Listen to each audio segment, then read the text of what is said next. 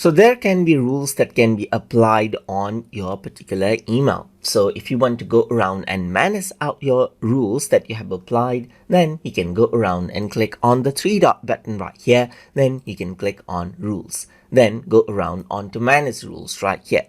Once you do that, all of the rules that you've applied appears right here. And the settings are for account level. So you can choose like YouTube channel right here, just like this. So there's no rules supported for Gmail account right here, but for Outlook account, you can see that you can add in rules.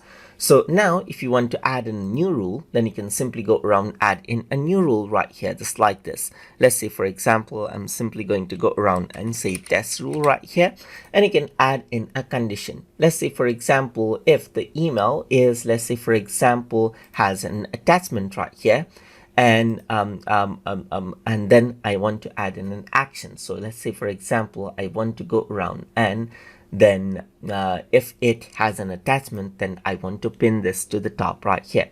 So now what you can do is you can go around and save this out. And here you can see that there's two rules over here, the test rule and the move all misses rule right here. You can run the rule over here as well, and you can also go around and move the rule down if you want. You can also go around and edit out the rule, as you can see right here. So you can go around and change around like from right here to go around, and you can see that it says mark an action right here. So I can add an action and pin to the top. So I can simply go around and remove this out as well.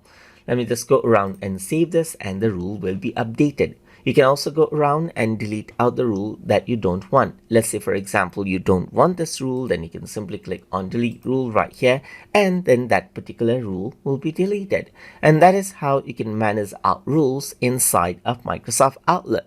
So if you guys learned something as always, please like, comment, share, and subscribe.